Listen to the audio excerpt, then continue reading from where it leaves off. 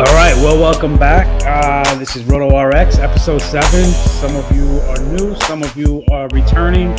Appreciate all of you that are. I'm Andy Singleton, people spend on Twitter. My buddy over here, the diva-ish, sick one, scarf-wrapped lord. My man, Mr. Vedek. Yeah, I'm a little under the weather today, so if I see anything that turns out not to be true, it's probably because of the medication. All right, well, I'm not feeling great myself. We are actually recording a day earlier than we normally do, which is why I was kind of making fun of Tehol over there, calling him a diva. He has a busy schedule, as do I, so this was the only day we could coordinate this week. The reason I'm prefacing all this is because we're still going to release on our normal Thursday day, but should anything transpire between now and then, and it seems like we don't know what we're talking about, or there's a gap between late Tuesday night, early Thursday morning, this is the reason. You can blame Tehol. Yeah, I like having excuses, ready-made excuses before I release video. It's a good idea, and I think that's going to work out swimmingly. Well, all right, and you definitely do sound sick. So we're gonna try to keep this moving pretty quickly, and let your voice rest a little this week. But just to give you an example of the guys we're gonna talk about: Dee Gordon, Dietrich, Jose Ramirez, Scooter Gennett, one of those, Brandon Drury, Victor Martinez, Michael Conforto, and the Red Hot Mets. It seems like we're talking about Conforto every week now too, but Raisel, Iglesias, new segment. I'll get to that a little later, but that's going to include you, Darvish, Hyun Jin Ryu, Brad Boxberger, JJ Hardy, Jung Ho Kang, Jhonny Peralta, Jimmy Paredes, Ben Revere, Devin, Mesoraco, and I think that's it. So we still got about 20-ish names or so. Before we get imports in there, no Ichiro. Like I said, maybe we'll go off topic a little. We tend to ramble, so maybe that will happen. Before I get into all this, do you have anything you want to mention to anybody? Because I have a couple things I would like to share with people. But do you have anything to say before all that? No, I'm just kind of interested in what you have to say. What do you have to share with us? I'm sure my stories have gotten old to the public, so we'll give it a break this week and just focus on you, big dog. Well, okay. So first and foremost, people might recognize the Razzball logo next to your name. That is, of course, because you are affiliated with Razzball as one of their senior writers.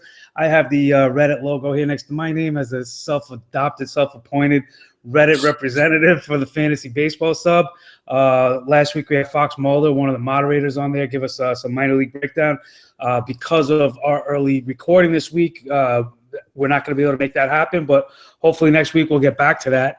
But you will also notice a new logo, and that is that of fantasyassembly.com. So I want to give a shout out, but I really hate saying shout out. Ever since we started saying it in the early 90s, it seems like everybody says it now. So let's just make mention. Let's give a tip of the cap, a nod, if you will, to Jim Finch and Paul Hartman over at the Fantasy Assembly.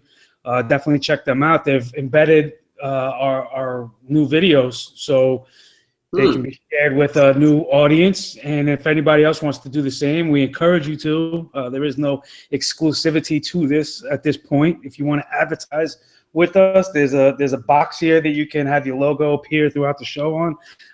So let's make sure to do all that. I also want to say thank you to Daniel Duffy. You can find him. Just Google Philly word art. I posted this the other day. This gentleman, I'm going to show you this right now. I finally got this framed.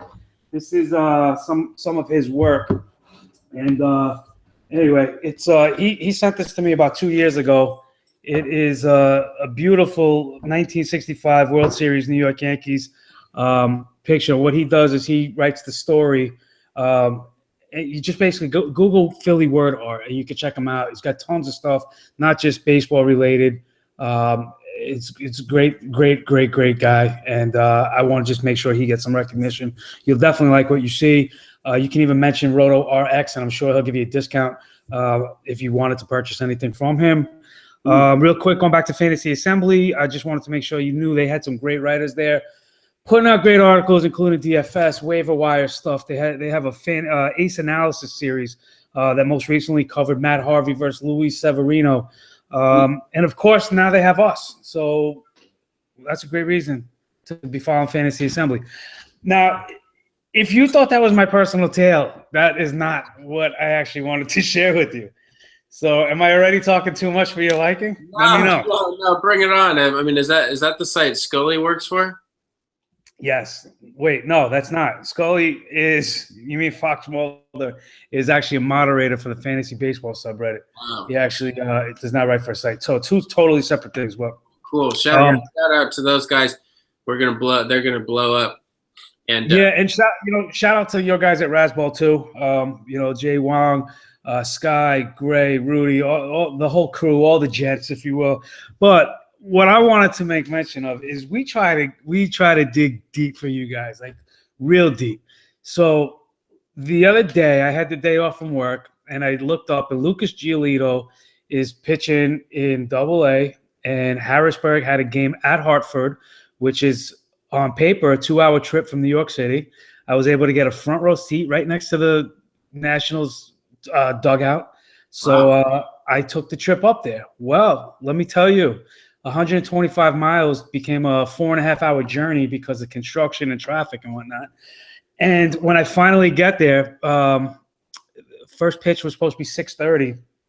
I got there at 6:35, and I see a stadium under construction. They had it mislabeled on the website that Hartford's home games are actually being played at the visitors' parks. So this game was actually in Harrisburg, Pennsylvania. So this turned into an 8-hour journey in the car, all for naught. But just for you guys.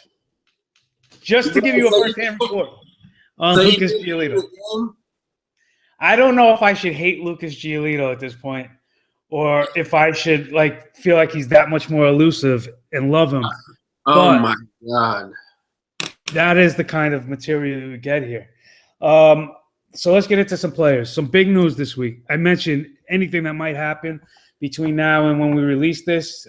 Don't get mad at us if things break, like a big name player testing positive for steroids or things he should not be taking. Mr. Dee Gordon, what was your reaction to this whole thing? I mean, this thing broke overnight, 6, 7 in the morning. It broke. It was starting getting out there, and this is huge news. For the biggest reason being that people think that when you're juicing, you got muscles coming out, like you and I do. But Dee Gordon, you don't expect to be juicing. So this kind of took the world by storm, I think. What was your reaction to this? How do you feel inside? I'm just kind of surprised that people. I'm not surprised. People are still going to try to cheat the system and get paid and be the best player they can be. So they're going to stretch the limits. I mean, I'm assuming he was taking something that he thought was kind of on the edge, or thought he could mask it, or thought whatever. But yeah, that's embarrassing, especially for a speed guy. It's granted, those kind of supplements can definitely help people with endurance and speed and stuff like that. How much endurance do you need in baseball, though? You got to run the base. I don't understand. It doesn't make any sense. I mean, this is pathetic. I'm embarrassed for the guy. I'm embarrassed for his fantasy owners and his family. Yeah, I'm trying to think. While I'm watching you give this breakdown, I'm thinking we covered Prince last week, so you really must be sick, and this is not your Prince tribute today with the scarf and the blazer. However, was it Dee Gordon that got you feeling ill? And what are you doing about it to right the ship if you were a Dee Gordon owner? And are you a Dee Gordon owner? Does this even mean anything to you personally? Or are you giving blind advice on this? Right. To me personally, it really means nothing, except it means to me that I just now have a leg up in all my leagues because I don't own him in any single spot. You know what I'm saying? I mean, I just haven't trusted him. I don't trust him. Why did the Dodgers ever get rid of this guy? I guess they knew something we don't. They knew at heart he was a cheating scumbag, and that's what he is, a leech to the rest of the league. His fantasy owners who drafted him, and where's he go? 3rd round, 2nd, 4th round? I mean, good God, you're done. I mean, who are you going to replace him with? I'm sure Jonathan Shope is still available, or I don't know. Brendan Ryan's out there somewhere playing somewhere. Well, here's the deal with Dee Gordon. I can speak from experience because I happen to own him in one league, and this is that deep 14-team, 28-man roster league I've told you about. And I initially got an offer straight up Cesar Hernandez for Dee Gordon, but the guys like Dietrich and Jose Ramirez were lingering on the wire. I was able to get them in waivers. It wasn't Dee Gordon for Cesar Hernandez. He wanted my Ketel Marte, who was starting to heat up a little, straight up for Cesar Hernandez. So I passed on that. I was able to add Jose Ramirez. I was able to add Dietrich, who's now playing second base almost exclusively for the Marlins. He's up to 5 games now, so he's got eligibility in some leagues. But I think you just got to bridge the gap however you can, piece it together. Second base is so shallow. I wouldn't necessarily go looking for somebody to trade for. I mean, the only guy you would really want to trade for at that position anyway would be Altuve. So that guy is not going to be offering you anything much. It just really speaks to how shallow the position is. Dee Gordon himself isn't really anything more than a stolen base guy. If you look at his numbers, he was never a real high average guy until, a year and a half ago. What was it? 2014. He was never a high average guy until he started injecting himself with substance. Right. But he still did steal bases even with the low average. Anyway, point being is he's coming back. You're really hurting for steals more than anything. Jose Ramirez in 165 games is going to get you 20 stolen bases and 10 home runs. So it's not Dee Gordon steals, but it is something. And if he's going to be getting at bats, he's got some versatility, playing second, short, and third base eligibility. That would be the guy I would primarily target right now. Again, if you can't get him, Dietrich is laying in there. He's going to have second base eligibility real soon if he doesn't already. But there's really not much out there at second base. Kind of going into the first doctor report, Mr. Scooter Gennett. How do you pronounce it, Gennett or Gennett? I'm going to let the doctor take it from here. I'm pretty sure you're wrong. I probably am. He's very good with pronunciations, by the way. And there is a special treat this week. The doctor, you'll see for yourself. Oh, I'm pretty excited now. Special treat? Yeah. I need him to send me some meds. Okay, here we go. Brewers second baseman Scooter Gennett just can't seem to stay healthy. He now has a oblique strain around his thorax. So what are the obliques? If you look down at your ribs come across and help to protect your upper thorax and your lower and your upper abdomen as well. The obliques are muscles that sit in between the ribs to help stabilize the ribs and also help to expand the rib cage as you are twisting, running, and breathing in and out. An oblique strain can be very painful and can lead to long periods of time lost from the playing field. Because with any twisting, any running, any at-bats, or throwing, the obliques can really hurt as they work to stabilize the thorax and the abdomen through the rib cage itself. So look for him to be out at minimum 2 to 4 weeks, but don't be surprised if this lingers on for a little bit longer. I don't think he'll miss the entire season like has happened for some other players in MLB, but 2 to 4 weeks at minimum. Dr. Seelan Parekh, Fantasy Doctor. So, our man is taking a timeout, prepped for surgery, to give you fantasy baseball advice prior to saving some schlub's life. So you got that to thank the doctor for. But what does that tell you about Gennett? I mean, personally, Scooter's going to be out almost as long as Dee Gordon is. So if you're looking for a replacement for Gordon, which is how this whole second base conversation started, that's not really likely going to be a good option. He's not the biggest name to begin with, but he is serviceable. Especially, as I mentioned, with second base being so shallow, he is a guy you could kind of plug and play and get you through a couple games here and there. But I don't know. You have an opinion on Scooter? He's certainly serviceable in my opinion, but I mean, what did you say, 2 to 4 weeks? I was too focused on the penis enlargement surgery that Dr. Salim Parekh was doing. I asked him for a reduction months ago. He's not gotten back to me. I don't know what's happening. It's like a goddamn elephant thing weighing me down. God, it's so bad. But I mean, thank him for taking the time out of doing that surgery. I mean, can you believe this? This guy's at Duke University. He's on our show. This is incredible. Scooter Gennett,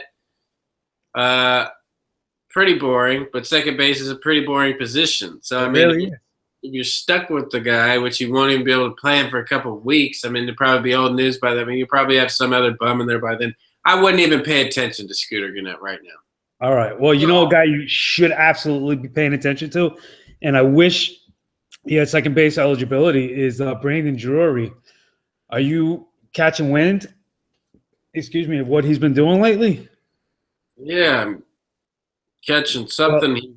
I like what he's doing. I like what's happening out there. I think he's a guy who could be solid throughout the year. I don't think it's like kind of a flash in the pan thing. I think he's just a real solid hitter. So I'm kind of looking forward to see what he does. I mean, what are you predicting his final statistics kind of end up like? What is your thoughts? I mean, here's the deal with Drury. He's still 22, going on 23. He's in a great lineup in the desert.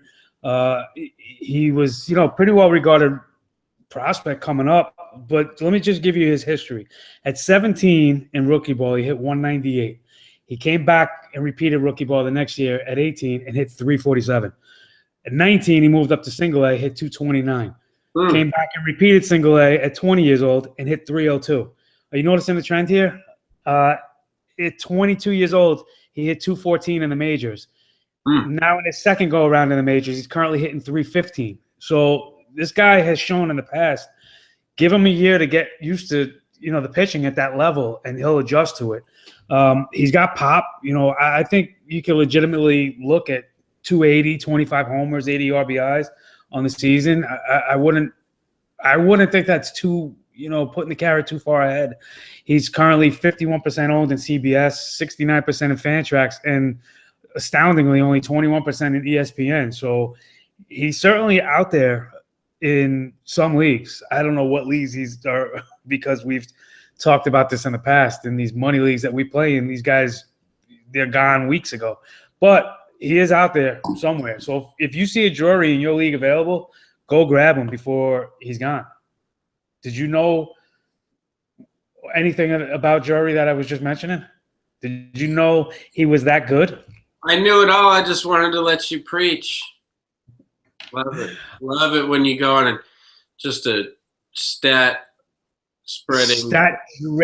rant. Splooging spree, just giving me everything that's going to happen. I can see it, Nostradamus type stuff. I really see it happening. I just wanted to hear you say it. Thank you. What's next? You're welcome. I was waiting to see if you knew his, what is it, BABIP? BABIP? Yeah. So I don't have the BABIP. I wasn't able to research that today. I was too busy vomiting in the stall. Okay. I'll try to edit that out. Victor Martinez. This dude is pretty old. He's 37 at this point, limited to DH only. He's on fire right now. He was just named AL Player of the Week, I believe. And so if you got him, get out of him immediately. Try to get rid of this guy while he's still got some value, because he doesn't offer you anything other than a couple hot streaks here and there. Don't get me wrong, he can hit. I mean, it's kind of like David Ortiz. Like, he's playing DH. He's not going to offer you any positional flexibility. And Martinez isn't going to stay this hot forever. So if you can get some, I mean, this is how I feel personally. I'm hoping the Lord will, talk me off a ledge with this. But am I missing something with Victor Martinez, or if you have him, are you getting rid of him? What are you going to get for him, though? It's kind of like last year when I had A-Rod and he started hot. Nobody would trade. I was trying to trade A-Rod for anything. I was trying to trade him for White Sox outfielder that's a disappointment every single season. The power hitting outfielder. Yeah, I mean, I was trying to dump him for anybody. Then he ends up hitting 30 bombs. I'm like, okay, cool. Maybe you're better off if nobody accepts the trade offers you send out sometimes because people want to, be like, oh, he's going to fall off. But 2 years ago, this guy got paid up the ass. His BABIP is like 348. I mean, he's spraying 2 years ago. He just got paid. And they paid his old ass. God knows why or how he got that much money. He can have a career season at 37. Speaking of steroids and performance-enhancing drugs, I mean, what a miracle. I mean, this is incredible. So, I mean, could he keep hitting like this? I mean, yeah. I don't think you're going to get fair value for him in a trade is all I'm saying. Yeah, but anything, even if you package him with something else, a decent arm or something, just to try to get a little bit of an upgrade, I say go for it. I say float him, see what you can get. But you might be right. You might not be able to get anything really. But maybe you'll find a team desperate enough or, believing in the career year at 37. I mentioned Michael Conforto and the Red Hot Mets. The reason Conforto keeps coming up, we've been talking about him for a while now. He's gone national at this point. The kid is hitting everything that is thrown his way. I got asked just today, do I see him being a top 20 outfielder this season, hitting 30 homers? I would stop short of 30 home runs. I would say more like 25. But I definitely think he's going to bat in over 100 runs. And I think he's going to hit for a high average, 285-ish, 290. So depending on what kind of league you're in, what kind of format, yeah, that's right around the top 20 conversation as far as outfielders go. You see this streak continuing? Do you see anything you don't like in Conforto for you to think now is an opportunity to sell high? It's obviously not the right time to acquire him, but do you think if you own him, now is a good chance to try to move him? Maybe paired with somebody like a Victor Martinez, for instance. Would I trade him for a Victor Martinez? Probably. No. I didn't say would you trade him for Victor Martinez. I said maybe pair him with the Victor Martinez. Forget Victor Martinez. Let's concentrate only on Conforto. Yeah, you might want to throw him in a trade right now. I mean, what are we talking about? What's his BABIP, if I remember correctly, last week was a very, very, very, very high. He'd been getting pretty lucky. The BABIP is just nuts for this guy. It's going to come down a little bit, but again, I said the same exact thing. You probably watched what I said last week. He's a very talented guy, so even when the BABIP drops, he might just improve all year. I think he's going to have a real nice season. 25 homers is attainable. I'm with you. I'm fully with you on board there. He's the guy I would try to acquire. These are the kind of guys I'm obsessed with to an unhealthy level.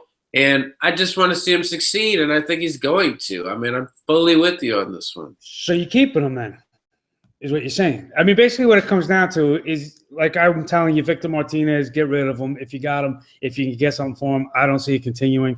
A guy like Conforto, I think this is who he is. I think this is legit. I think this is real. Keep him. Somebody's going to try to offer you a lowball offer saying he hasn't proven anything yet. But, we're telling you this is a guy who's going to continue to rake. He's going to be in that top 20, top 30 range for outfielders. So you really trading him for trading or trying to trade him is going to hurt you. So that's basically what we're trying to tell you, right? Is guys to target and guys to try to get out of or to not target. So we're in agreement then. Conforto's a guy you keep. Most def. Okay. Well, high octane strikeout performer who was off to a great start this year. Injuries mounting like crazy for the Cincinnati Reds. Raisel Iglesias was poised to be like the ace of this young and emerging potential staff, but he's now been sidelined. So let's bring the doctor back in. Let's see what he has to say. Is this something you should be worried about? Is this somebody that's going to be out for an extended period of time, or somebody you should be worried about? I'm intrigued. It's a right shoulder impingement, which is not an injury we've covered too often on this show. This is Dr. Seelan Parekh, the Fantasy Doctor. Raisel Iglesias, right-hand pitcher for the Reds, has a shoulder impingement and has found himself on the disabled list. So what exactly is shoulder impingement, you ask? Because you've heard of labral tears, rotator cuff tears, but what exactly is an impingement syndrome? Well, if you look at your rotator cuff, it actually goes through a little tunnel, if you will, or underpass underneath the bone of your clavicle, so right about here, and it attaches to your humerus or the ball of the shoulder. Now, as it goes through that area, there is a sac of fluid as well as an overlying bone. Impingement syndrome is where any of those things put pressure on the rotator and cuff and cause inflammation.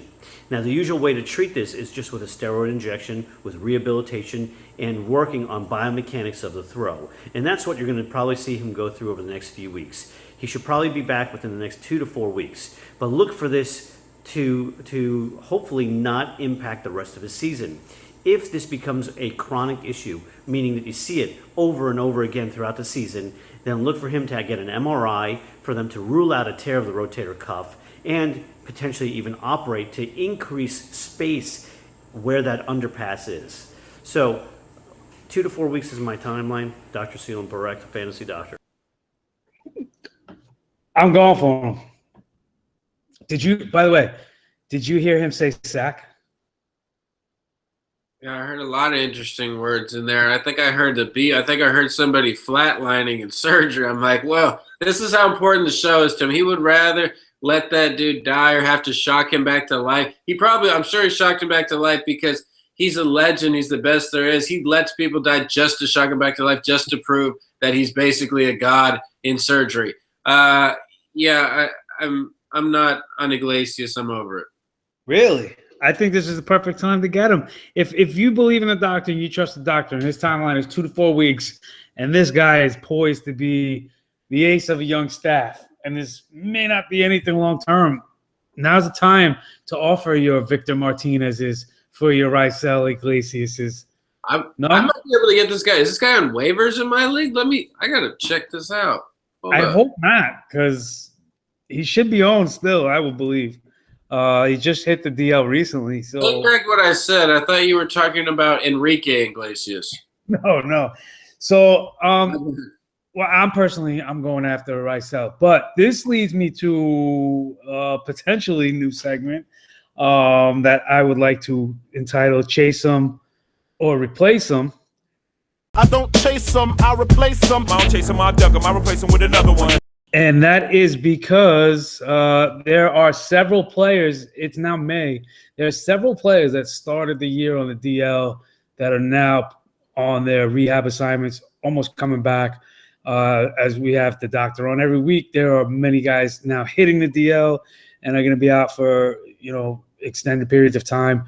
So now's the kind of time to adjust your rosters, maybe go after a guy, maybe let a guy go. So I want to know, certain guys, are you chasing or are you replacing them?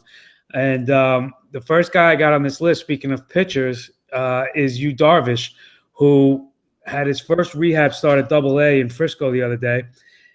Through 32 pitches, 18 for strikes. Everybody was clamoring over the fact that he hit 97 on the gun. Now, I understand Darvish is obviously a guy you want on your roster, but the point is, how much do you invest in trying to chase him, if you will? It's not a question of if you want him. It's a question of how much are you willing to give to get him. So how far are you going for a guy like Darvish? And that's given the guy who owns him would be willing to deal him.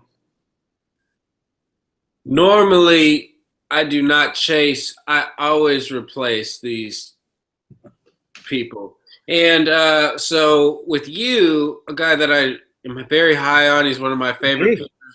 What? With me? You.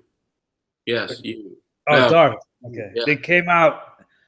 I forget. That really was not shtick. That really was. Okay. Moving on.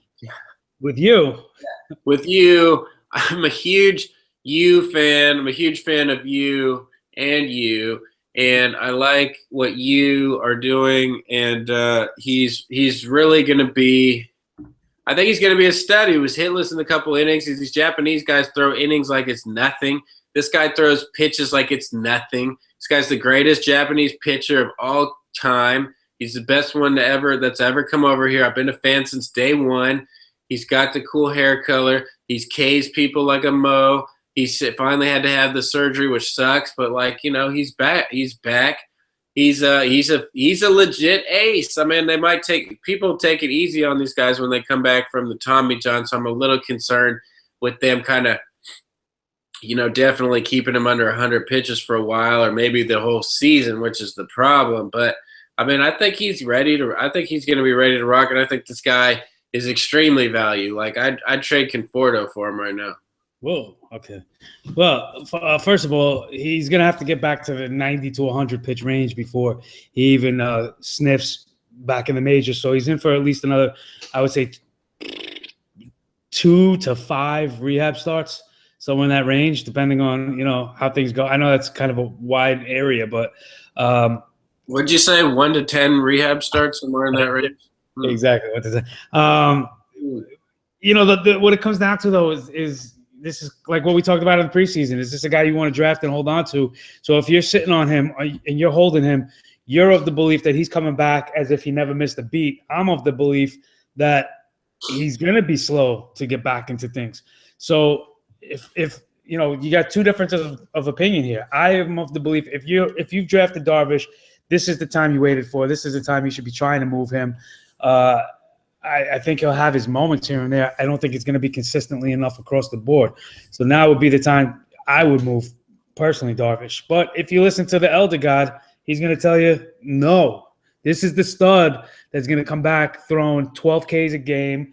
It's going to knock my Mariners out of the AL West playoff picture.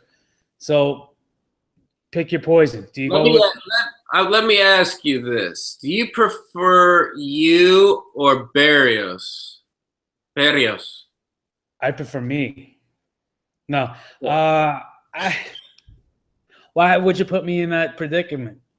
Because I'm just interested. Do you think one of these young hogs like a Glasnow or Snell or one of these guys, and Berrios is already up, do you think one of these guys has more value than a guy like you? Because, I mean, when these guys hit the wire, people are nutting all over themselves trying to get a hold of these guys, let alone you, Darvish, the Japanese god who eats nothing but sashimi and raw horse meat like I did in Japan. That's all we eat.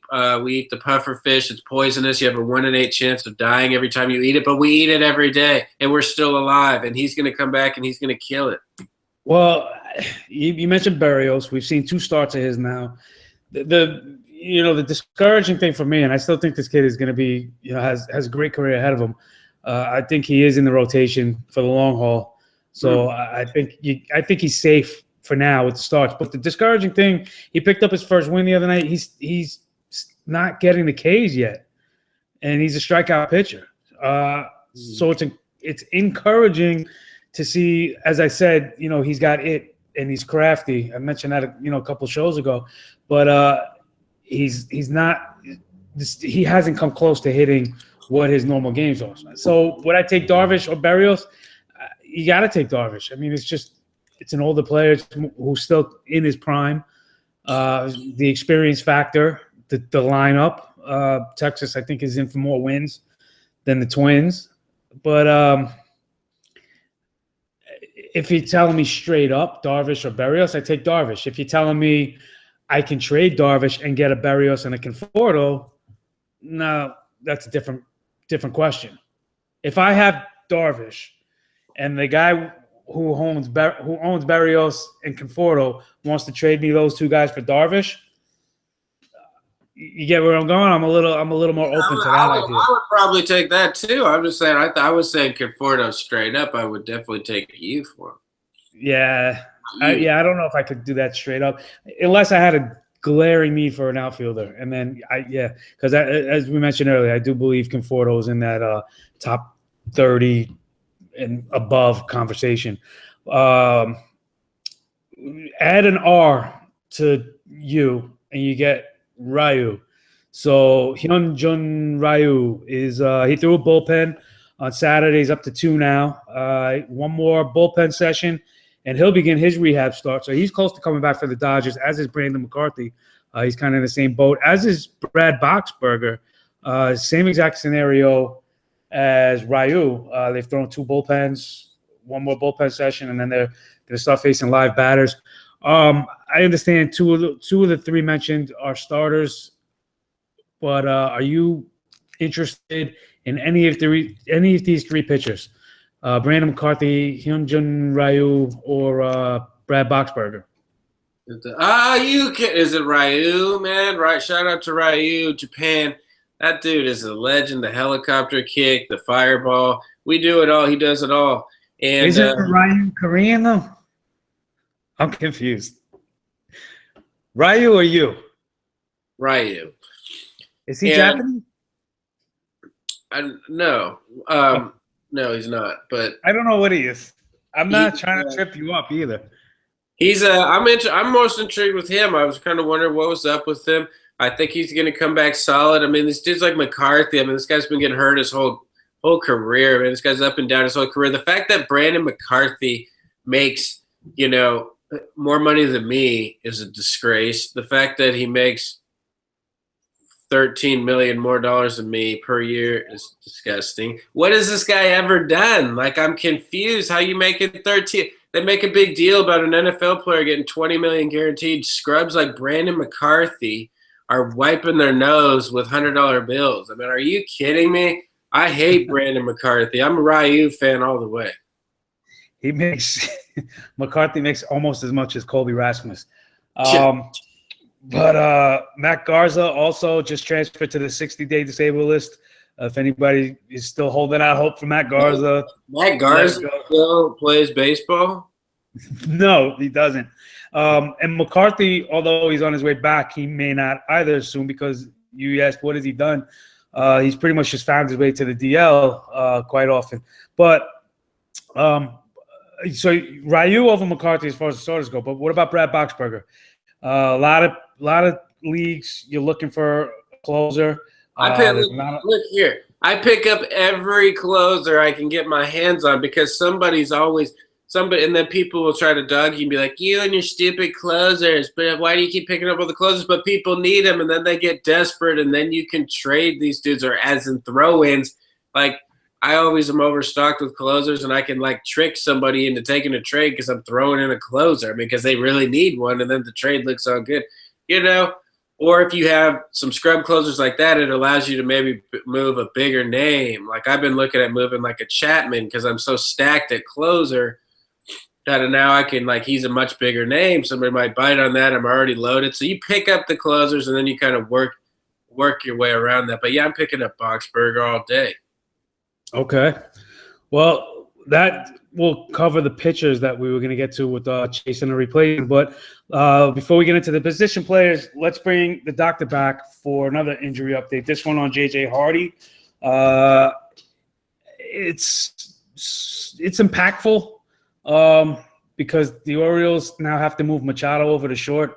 They don't really have any other fallback options. He is, somewhat of a decent power threat, especially in Baltimore, in their home park. But how long do we figure Hardy's going to be gone?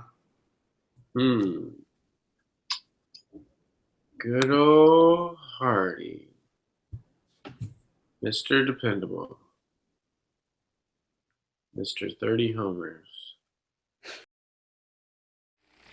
Hey guys, J.J. Hardy has a fracture of his left foot when he hit a foul ball that hit him on the top of the left foot. Now, x-rays initially showed no fracture, which is a good thing. But the problem is a CAT scan picked up a hairline fracture of the bone, and according to media reports, this is a big deal. So when you start hearing words that are concerning or a big deal from media relations for the Orioles, you start thinking about what is the serious nature of this injury. There is a bone in the middle of your foot called a navicular bone, and it has a poor blood supply for all individuals. If there's a fracture in that area, sometimes the bone can struggle to heal. So although the initial reports say 6 to 8 weeks for him to be out, this could become a bigger issue and could threaten his entire season. If that bone doesn't heal, look for him to have surgery to try to get it to heal. Now, it's not uncommon that even with surgery, this bone struggles to heal. So even if he has surgery later in the season, this is going to be a watch and wait scenario, because until it's fully healed, you just don't know if this bone will really heal. And fractures of this bone have been known in other athletes to end their careers. So a big deal injury for the Orioles. 6 to 8 weeks is the initial time frame. Don't be surprised if it's longer or if J.J. Hardy ends up under the knife. This is Dr. Seal Correct, Fantasy Doctor. Yeah, I'm not liking that report. No. How much can we offer J.J. Hardy to let us film his surgery with Dr. Salim Correct doing the surgery with us in tow to kind of do a full reality show about this thing? How cool would that be? But yeah, J.J. Hardy's finished. This is exciting news because Machado's going to shortstop. What we've always wanted. Hardy hit 30 homers, and now he can't hit double digits. I wonder what happened there. A sudden lack of power from a guy who hit 30-something out of nowhere multiple times. Yeah, I really wonder what happened there. Get this guy out of the league. All right. Really? Okay. Wow. I don't want injury on anybody, but I mean, this guy's holding up Machado's eligibility at shortstop. He has the ability to be – Machado's a top 3 pick if he has shortstop eligibility.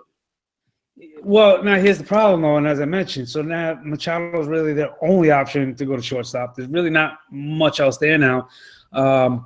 They have a few guys, one of which is coming back that I'm going to ask you about right now, but they have a few guys that could play third, so they can rotate guys in and out of there. But, yeah, Machado, you want him back at shortstop. Yeah, it helps him as a player. It helps his, eligibility or whatever. But if you got Machado, you still got Machado. I'm worried more about there not being another shortstop if you have J.J. Hardy for whatever reason. You get where I'm going? Yeah, I haven't thought about J.J. Somebody owns J.J. Hardy. I haven't thought about J.J. Hardy for about 3-4 years. All right. I don't chase them, I replace them. I don't chase them, I duck them, I replace them with another one. I know Dr. Salim does not chase them. I know that. No, he does not. Jimmy Paredes is coming back for Baltimore. This is a guy who has been super utility. He's a streaky guy. He gets hot, and then you want him for that week. He can play third. Pedro Alvarez is initially getting the reps at third base. He's played there in the past. Pittsburgh, he could man it. Chris Davis could if he had to. I think who? Trumbo. I was going to say Trumbo too, but he's so far removed. But they got a couple guys they could rotate in and out of there. I think Paredes winds up being that guy. So he's a guy sneakily. If you got some room to add a player and you need a third baseman with some outfield eligibility, I would go ahead and sneak Paredes in there while you can for a non-bid waiver claim or even a buck or whatever. And if he doesn't do anything initially, just drop him. But 2 shortstops are coming back. 2 big-name shortstops are coming back. Jung Ho Kang. I say Kang. I think it's really Gang. But Jung Ho Kang, Pirates. Jordy Mercer has been tearing the cover off the ball. So what happens there? Does Gang go back to short? What happens to Mercer? Gang go to third? Harrison's out now. They got to get this guy's bat in the lineup. How far are you going to chase him, though? Are you going after him? Who? Again, Gone. All right, so here, let me present the scenario. You got Jung Ho Kang coming back. You got Jhonny Peralta coming back. Almedes, Diaz, and Jordy Mercer both tearing the cover off the ball at their respective positions. But you need a stop. Which of those guys are you targeting and pursuing? I'm imagining Gone definitely owned, and Peralta's probably owned about half the leagues. So you're going to have to make an offer. How far are you going out on a limb to get these guys? Or you're not bothering at all? I mean, I have to be really desperate. And, I mean, if somebody is starting Jung Ho Kang right now or planning on starting Peralta, that means their shortstop position is probably even weaker than yours. I mean, somebody's got to be there. I mean, these guys are these guys are available in some of my leagues. I know that much. Kang I really liked before last year. I was one of the few analysts in the world that actually said, yes, this guy is going to rake the stat, even though there are people said he was going to fall flat on his face. He only got a couple mil. And I said he was going to rake. And, I mean, he was just – as soon as they let the dude in the lineup every day, this guy was crushing it. So he's my guy. I'd maybe give up. But as you said, they got Mercer, Harrison, even though Harrison's banged up now. But – you know, they're so kind of loaded up around those areas that they can't. It's hard to find spots for these guys to play every single day. But I like Kang's upside the best out of those guys you mentioned. Though Peralta's been a really solid hitter also. I mean, I can't hate on him, but the young dude's going to ride it out for a little bit longer. Well, listen, and I don't doubt anything you're saying as far as ranking these guys. I'm not talking about ranking them. I'm talking about how much are you willing to give up to obtain one of them. So nothing. So you wouldn't be targeting Kang, the guy in Pittsburgh with shortstop and third base eligibility. You're not targeting him at all. In a trade, no. Well, I mean, that's the only way you're going to get him at this point. Somebody owns him. You said you've seen him available in some of your leagues, or Peralta. Yeah. Really? I think I held Peralta. I think I just dropped him somewhere just because I was just like, man, I'm not even going to play this dude. But I mean, I guess I could trade like a Victor Martinez. I hate giving up my closers. I love my closers, but I think I'd give up Jenmar Gomez for him. Maybe. All right. Well, we don't see eye to eye on this either because I personally am targeting Gong. If I can get him, I'm getting him. He gives you third base eligibility, gives you shortstop eligibility. His bat's gonna be in the lineup. I'm putting my brother to sleep over here. Listen, you should not have to give up too much for him now in comparison to what you would a month or two from now. So bite the bullet, try to get him. I mean, obviously, you know, don't go crazy. Don't go offering a Conforto or anything like that. But yeah, I would definitely see what it would take to get a gang. Ben Revere. What's that? You talked me into it. I love Kang. I'm his biggest fan. Do whatever you got to do. All right, good. And then Ben Revere is another guy. He's set to come off the DL. This is a legit 300 hitter, legit, you know, steals guy. Not a lot being talked about, and he's in a good lineup. He's in, you know, playing for a good team. Another guy, like, you know, people that have been holding him are going to be reluctant to just give him away, but they're also looking at it as, well, I haven't been getting anything from him, so not having him is not going to hurt me. If I can trade him for an upgrade, let me do so. These are the kinds of guys you got to go and target right now. Are you going after Ben Revere? Yeah, I like Ben Revere. Real nice stolen base guy. Average has always been pretty decent. I mean, I don't mind him. I mean, the BABIP has been fairly lucky with that. I mean, I like the guy quite a bit. Again, what am I trading for guys like this? I don't tend to trade for guys like that. I'm just like, I tend to be one of the guys who's like, I'm going to find somebody on waivers who's comparable unless I'm like really desperate. But I like Ben Revere. For sure. No, I listen, I hear what you're saying. This is all very hypothetical. You know, basically what we're doing with this show more than anything is just either giving some people some encouragement. As you just mentioned, I talked you back into Gang or Jung Ho. It's really just absolutely not. There are guys that are going to be asking you or asking me or asking their friends or their parents, whoever they're asking, you know, I really want to trade for Victor Martinez, and we're here to tell you, no, don't. And other guys, I'm thinking about trading for Conforto or Ben Revere, and we're going to give you the push in that direction. Yes.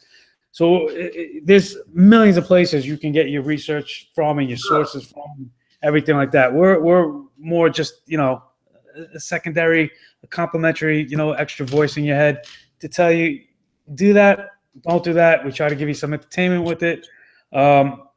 We're going to get one more from the doctor. This may be our worst show yet, but I hope people are still entertained. I don't think so, but thanks for finally explaining the concept of the show to me. That's great. Let's go. What did you think it was? What did you think it was? Do we need another concept? No. Okay. Wait, I think I did the wrong one. Probably. The Reds just seem to be getting pummeled with injuries so far. Devin Mesoraco is on the disabled list with a left labral shoulder injury. So you may ask, what is the labrum? Because you don't hear about it. You hear about the rotator cuff, you hear about sometimes impingement stuff, but what is the labrum? If you think about the shoulder as being a ball and a cup, the cup holds that ball. Well, on the outer aspect of the cup is what's known as the labrum. It acts like a bumper, but also helps to hold the ball of your shoulder in position.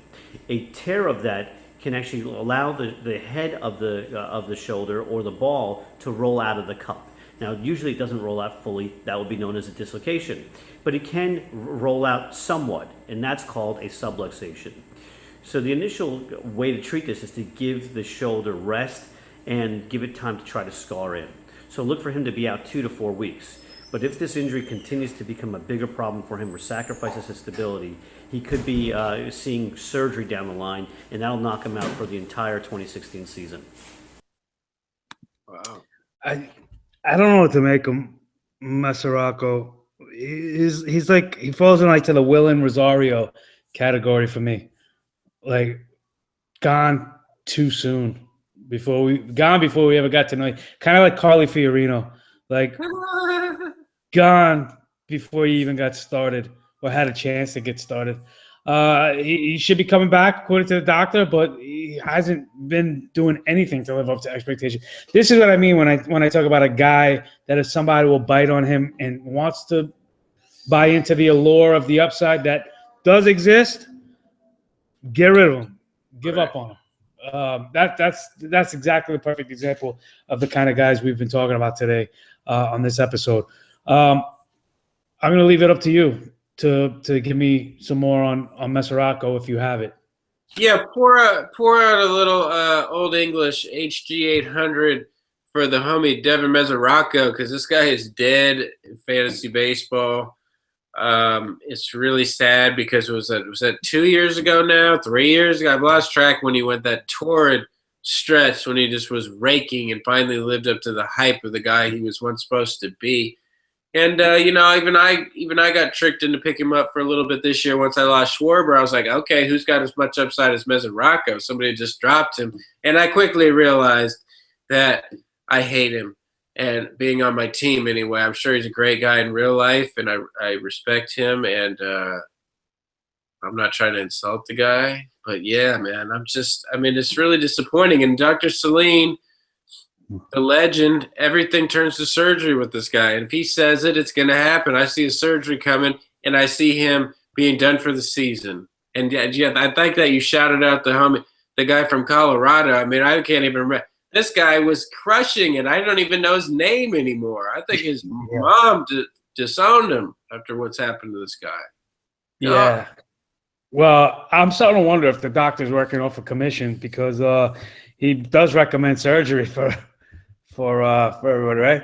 But that is what he does, and that is what he's good at. So, but to alleviate any concerns you may have, I don't think Devin Mesoraco is necessarily tuned in or watching this show as of yet. But listen, our audience has been growing, so I do want to thank everybody that has been watching, who has been liking these videos, who has been subscribing to the channel, who's been commenting on them. Don't forget, this is also available on iTunes and Stitcher if you only like audio stuff. Make sure you leave your comments in the comment section. Tell us the things you hated about this show. Tell us things you actually, I was going to say loved, but we'll say liked about this particular episode. Did you find anything useful? What's your Dee Gordon replacement? Who did you go with if you're a Dee Gordon owner? I want to, again, welcome our Fantasy Assembly audience, those of you now tuning into us for the first time. I want to encourage everybody to follow us on Twitter, and I'm going to give you the reasons why. I like to retweet factual and important stuff that, kind of little nuggets, if you will, and I like to dive into, as Tehol alluded to, statistical stuff myself. So you'll randomly, on a daily or, semi-daily basis, get some juicy informational statistical stuff. So that's why you should follow me on Twitter. But you should follow Tehol on Twitter because he just broke 1,000. So you can get up to 2,000 now. And second is his rants are legendary. Pretty much just look him up on Twitter, look at his timeline, look at what he's done, look at what he says.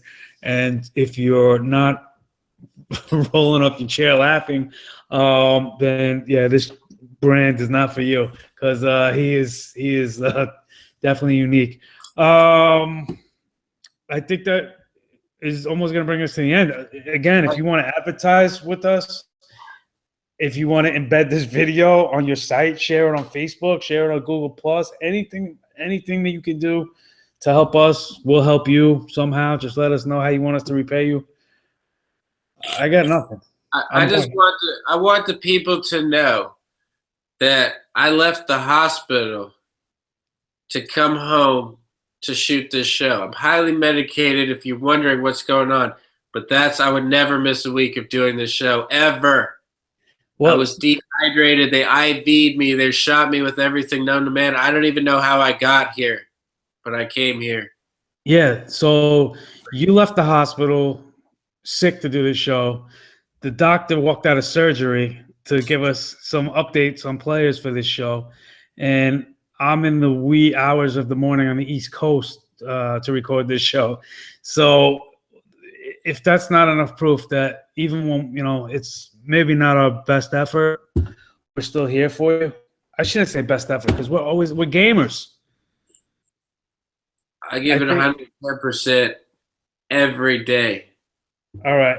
Well, listen, I think we're boring them now. Let's wrap this up. Thanks again for tuning in. Seriously appreciate it. This is Roto RX. It's been episode 7. I'm Andy Singleton, Tehol Bettis, Jhonny.Doctor. We'll be back next week. Hope you'll be with us. Leave your comments. Let us know what you like, dislike, want to hear, don't want to hear, and you know the drill. Thanks again, guys. See you later.